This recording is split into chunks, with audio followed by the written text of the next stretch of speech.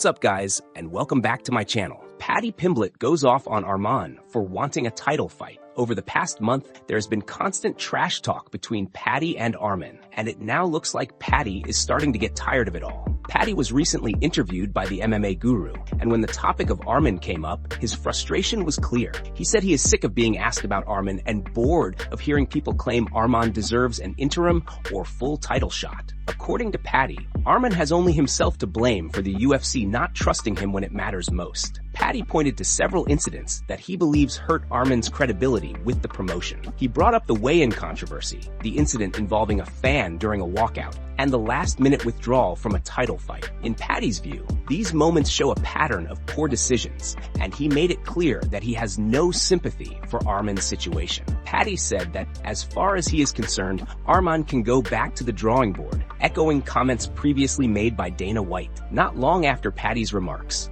Dana White was interviewed by Robbie Fox on Spin and Backfist. During that conversation, Dana addressed the ongoing debate around the lightweight title picture and Arman's position in it. Dana explained that multiple factors went into the decision to not give Arman the title opportunity. One of the most talked about issues was the headbutt incident involving Dan Hooker, which Dana confirmed did play a role, along with other behind-the-scenes considerations. While some fans believed Arman should have been next in line for a 155-pound title shot, Dana made it clear that trust and professionalism matter just as much as wins and rankings. The UFC, according to Dana, knew there would be backlash from certain sections of the fan base, but stood by the decision regardless. The situation sparked another reaction online when Arman's manager, Daniel Rubenstein, responded on social media. He criticized Robbie Fox, suggesting that not seeing Arman as the rightful #1 contender says everything about him as an MMA journalist. His comments added more fuel to an already heated situation, keeping the spotlight firmly on Arman,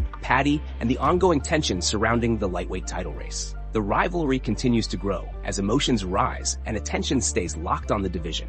And before we continue, make sure to leave a like on the video and subscribe to help support the channel. Moving on to another news, Jon Jones has gone off on Daniel Cormier following the end of filming for the newest season of ALF Global. With production now wrapped, Jon did not hold back when sharing his thoughts on DC and made it clear that whatever happened during filming did nothing to ease the long-running tension between them. According to Jon, Cormier had no interest in building any kind of friendship through the show, and instead made it obvious that being lifelong enemies is far more profitable. Jon explained that he tried multiple times to make peace, but every attempt was shut down. He claimed that DC believes their rivalry makes more money and keeps headlines alive, which is why he wants the bad blood to continue indefinitely. While Jon admitted there were a few moments where they laughed together, he said those moments were rare and did not change his overall impression of Cormier. Jon went on to criticize the way DC treats the people around him. He described Cormier as bossy and difficult, saying he constantly ordered staff members around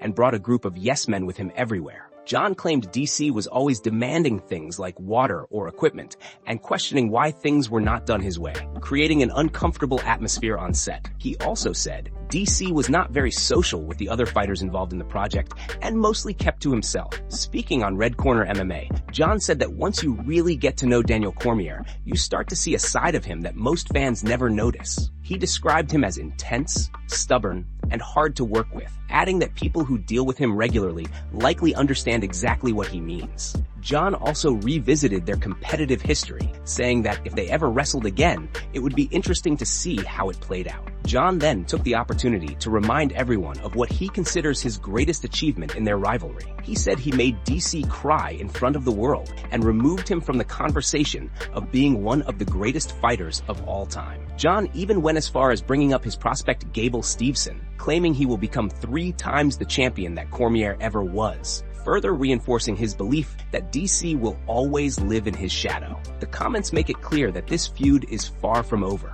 Jon believes Cormier has chosen money and relevance over peace, ensuring they remain enemies for life. To be fair, DC has consistently taken shots at Jon's personal life over the years. While he has given Jon credit as a fighter, he has also made it clear that outside the cage, he will never respect him. With emotions clearly still running high, the rivalry continues to simmer as talk grows around potential future confrontations, whether in boxing, grappling, or simply through words that refuse to die down. Moving on to another news. former UFC fighter Josh Thompson has opened up about why Khabib was once extremely upset with him and why their relationship went cold for a long time. Speaking on a recent episode of the Weighing In podcast, Thompson explained that the tension started after he invited Conor onto his show, something Khabib took very personally. According to Thompson, Khabib stopped speaking to him altogether after that episode aired. At the time, Josh did not even realize there was an issue. He said Khabib never directly confronted him about it, which left him confused when his calls and messages went unanswered. Eventually, Josh decided to reach out and ask why Khabib had gone silent. When they finally spoke, Khabib made it clear that having Conor on the show really upset him. Josh admitted he was shocked by the reaction and said he genuinely did not think it would be a problem. From his perspective, Khabib had already dominated Conor in the cage, so he did not see why an interview would matter that much. He believed the rivalry had been settled decisively. However, as the conversation continued, Josh began to understand Khabib's point of view. He explained that loyalty means everything to Khabib, and seeing someone close to him give Conor a platform felt like a betrayal.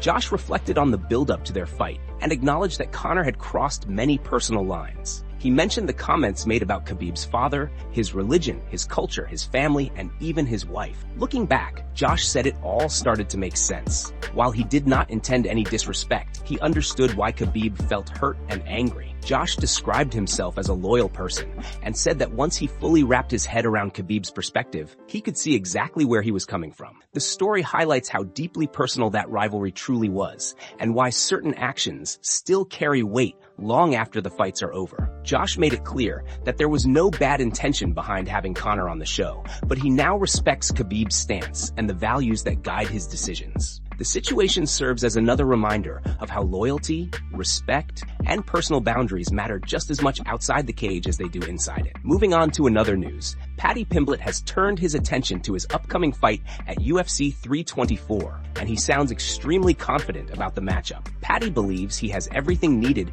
to knock Justin Gaethje out, and he explained that his confidence mainly comes from how often Gaethje gets hit during fights. According to Paddy, this is a dangerous habit at the highest level and one that he fully plans to exploit when they step into the cage. Paddy said that whenever his team breaks down opponents, he is always shocked by how many clean shots Gaethje absorbs. He acknowledged that Gaethje is known for taking one to give one, but Paddy believes that approach simply does not work consistently against elite competition. He pointed to Gaethje's past losses as proof, saying fighters like Eddie Alvarez, Dustin Poirier, and Charles Oliveira were able to capitalize on that exact weakness. Paddy made it clear that he has no intention of standing in front of Gaethje and trading shots just for the sake of it. He went on to say that he genuinely feels like he is going to knock Gaethje out. Paddy admitted he cannot fully explain why, but described it as a sneaky suspicion that keeps growing stronger the closer the fight gets. He also spoke about his training camp, highlighting the work he has been doing with his teammate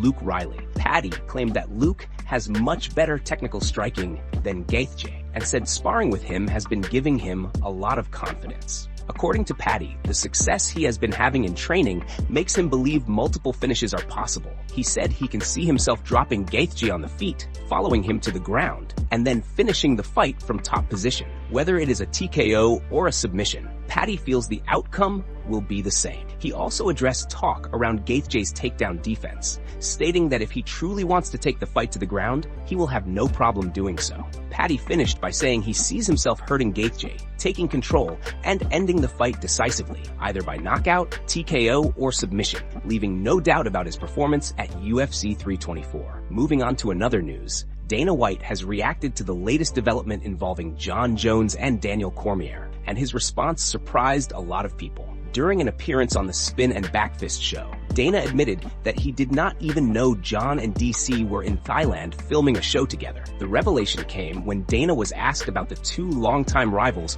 appearing on a Russian Ultimate Fighter style series where they coached against each other. Dana looked genuinely caught off guard by the question and asked for clarification about what show they were talking about. When it was explained that the project had already been filmed but not yet released, Dana reacted with visible surprise and called the situation interesting. He made it clear that this all happened while he was away and completely off his radar. The interviewer then mentioned that a face-off photo between John and DC was already circulating, and that DC had been openly talking about the possibility of doing either a wrestling match or a boxing match with John. It was also suggested that the two may have already agreed to a wrestling match as part of the discussions surrounding the project. Dana immediately shut down that idea, saying he had no knowledge of any such agreement. He reiterated that he had no idea this was happening and explained that all of it went down while he was in Fiji. Dana's reaction added another layer of intrigue to the ongoing rivalry, especially considering how involved the UFC usually is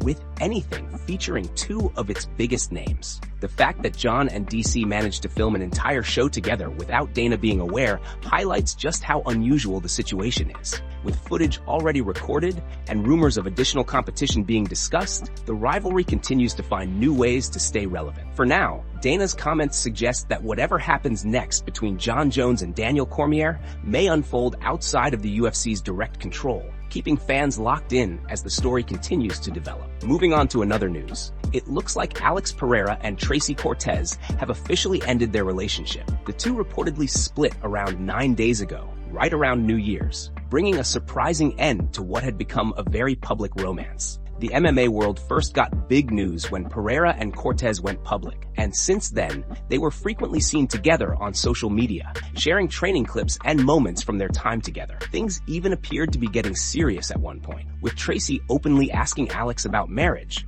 which caught a lot of fans' attention. Because of that, many people believed the relationship was heading in a long-term direction. However, an unfortunate update arrived last night when Alex Pereira took to Instagram to announce that the two had decided to go their separate ways. In his Instagram story, Alex thanked the fans for their support and explained that although he and Tracy shared many great moments together, they felt it would be better for both of them to move on individually. He added that he wishes her nothing but the best in her journey. The message was calm and respectful, suggesting there was no public drama behind the decision. Shortly after posting the statement, Alex shared footage of himself running outdoors, which many fans interpreted as him refocusing on training and personal discipline following the breakup. The quick shift back into grind mode did not go unnoticed by the MMA community. The sudden ending of the relationship caught many people off guard, especially considering how recently everything seemed positive. Some fans began speculating about whether online pressure played a role,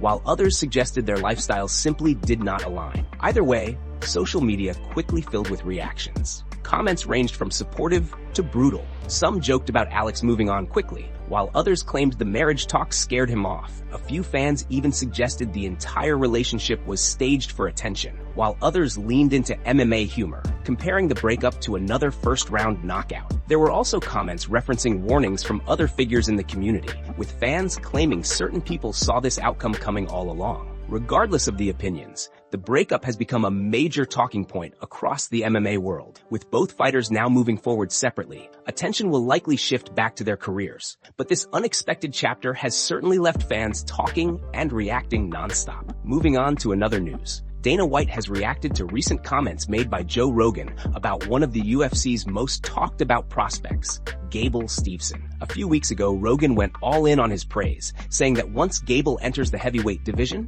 everyone is in trouble. Rogan described him as a freak athlete, an Olympic gold medalist weighing around 250 pounds who moves with incredible speed and fluidity. He even revealed that he sent Dana White a message along with footage of Gable's last fight, telling him that everyone is in danger when this guy finally arrives. Rogan went as far as calling Gable a future top 5 heavyweight before even stepping into the UFC, which sparked a lot of debate among fans. Now, Dana has addressed those comments during an appearance on the Spin and Backfist show. Dana made it clear that while he understands the hype, things often change once a fighter actually enters the UFC. He explained that the promotion has been watching Gable long before Rogan started talking about him, and there is no denying his physical gifts. However, Dana pushed back on the idea of labeling him elite before he competes inside the octagon. He said that you never truly know how good someone is until they fight in the UFC. According to Dana, the UFC is a completely different level compared to any other organization or competition. He pointed out that many prospects have looked unbeatable elsewhere, only to appear very human once they face UFC-level opposition. Dana added that speculation can only go so far. No matter how impressive someone looks on tape, the only real way to find out is to put them in there and see how they perform. He emphasized that coming into the UFC is hard for everyone, regardless of background, accolades, or athleticism. Once fighters step into that environment, the margin for error becomes extremely small. While Dana's caution makes sense, the timing could still work in Gable's favor. The heavyweight division currently feels wide open, and the right prospect could make a serious impact very quickly. If Gable adapts well to MMA at the highest level, the opportunity to rise fast is definitely there. Later in the same discussion, Dana was asked about the welterweight rankings, specifically why Colby Covington is still ranked inside the top 15. Dana appeared confused by the question himself, admitting he did not understand why Colby remains there, especially considering his last win came against Jorge Masvidal back in March 2022. Dana's comments suggest that updates to the welterweight rankings are coming soon, and it would not be surprising to see major changes once those adjustments are made. Moving on to another news, Jon Jones has revealed that the UFC is currently not interested in booking a fight between him and Alex Pereira for the highly anticipated UFC White House event. According to Jon, even though both fighters are open to the matchup and have verbally agreed to face each other, Dana White is not willing to give the fight the green light at this time. Jon explained that Pereira is eager to make the fight happen and has made his interest clear. However, Jon does not believe Dana sees it the same way. He said that while the idea excites fans and fighters alike, the final decision rests with the UFC, and right now, it does not appear to be a priority for the promotion. Jon added that it will be interesting to see what direction Dana ultimately chooses when shaping the card. The potential matchup between Jon Jones and Alex Pereira is widely viewed as one of the biggest fights the UFC could possibly put together for the White House card. Many fans believe it would be a massive attraction, capable of headlining the event and generating huge attention worldwide. Even with other major bouts being discussed, including Conor versus Chandler, adding Jones versus Pereira would instantly elevate the card to another level. Reports suggest that if the UFC were to secure both Conor versus Chandler and Jones versus Pereira, the event would already feel historic before factoring in the other rumored fights. There are said to be 5 or 6 potential title fights being considered for the card, which would make it one of the most stacked events in UFC history. For now, fans will have to remain patient. Dana White has stated multiple times that the White House card will not be officially built until February. Because of that, announcements are not expected immediately. As February approaches, anticipation is expected to grow, and more clarity should emerge regarding which fights will ultimately be included. Until then, Jon's comments have added another layer of intrigue to an already highly anticipated UFC event.